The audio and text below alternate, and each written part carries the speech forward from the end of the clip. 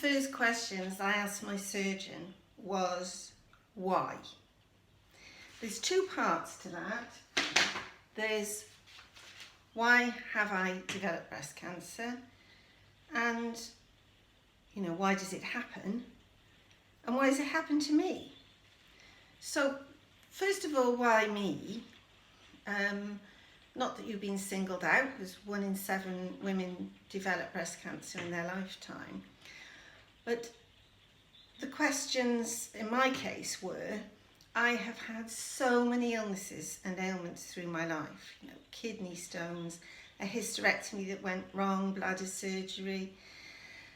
There's a long list. Gallstones, gallbladder removal, lots of surgeries. And on the law of averages, why did I then get cancer as well? I mean, really, I wanted to stamp my foot and say, like a little girl, it's not fair. I've had enough already. I do my best. I try to have a healthy diet. Don't always succeed, but cook from scratch and try not to eat too much in the way of sweet things and try not to drink too much, although as I've got older that's been more tricky. So why would it happen? So my surgeon said, well, it can happen to people who are overweight. Well, that's true. I didn't think I was obese, but you never can tell. I probably should be about 3 stone lighter than I am to not be obese on some of the scales. I can remember my mother saying she was told you're eating too much fat, and she was quite overweight when she developed breast cancer. So maybe I should have been stricter with my diet, but you've got to live, haven't you? Was I taking anything which might have contributed? So I analysed what I was using, and I was using pessaries that contained a certain amount of estrogen. And I mentioned it to my doctor, is it all right? My mother had breast cancer, should I take them? And she said, well, yes, you haven't had any previous history of it. But once I was diagnosed, my GP immediately looking through my records said, oh, you're not using these still, are you? And then so did the oncologist. There was almost a look of terror on their faces at the thought that I might still be using them. So that told me something, and that has stayed with me. And obviously I had stopped using them and I will never touch them again as long as I live.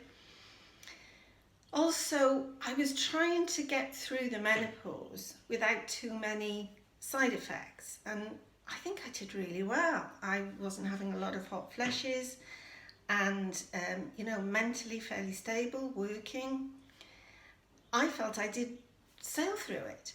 But I had been looking for soya products which we were told help with the estrogen levels. But I wondered whether in adding that into my diet, it had produced more estrogen. And being past the menopause, the body is not so well equipped to deal with those levels. So it's kind of a Hobson's choice, really. Put up with the symptoms or take a chance that you're affecting the levels of your estrogen. The other thing that the surgeon said to me was, have you had any stress in your life in recent years? Well, absolutely. Stressful job, particularly stressful events happening in my workplace, part of which was my friend who developed breast cancer, and she then went on leave, and we had no cashier in the office, so it sort of compounded an already difficult situation. The sort of set of events in work during that previous year, you couldn't believe it. If you wrote it in a story, it wouldn't sound true. And I just kept going, as you do, as we all do.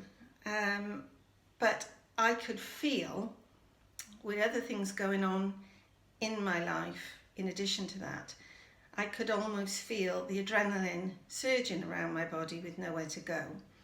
I didn't really have time for exercise, so it was explained to me that if you build up too much adrenaline, that can affect your hormone levels.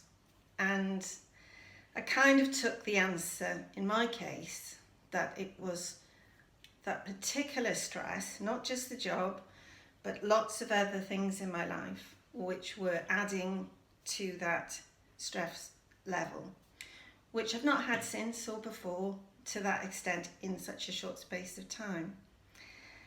Now, it could be that if I'd not used the medication, if I had not been stressed, I might still have got breast cancer.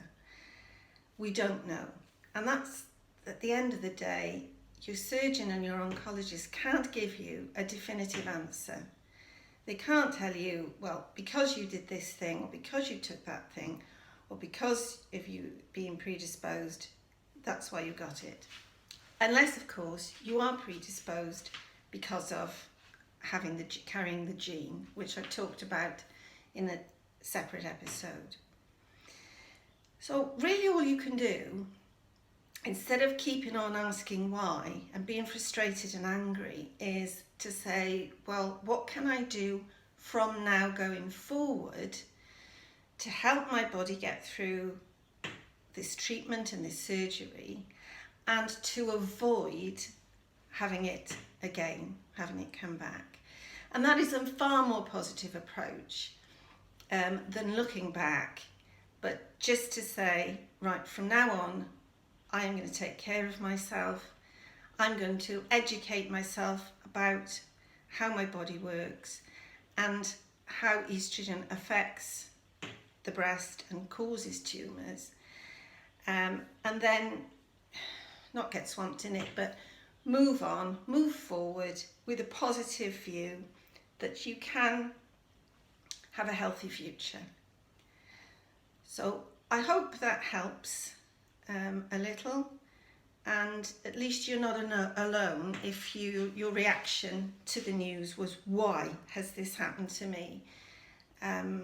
It's worth asking the question in case your surgeon in your case or your oncologist can offer any advice or suggestions, but don't be surprised if you don't get a definitive answer.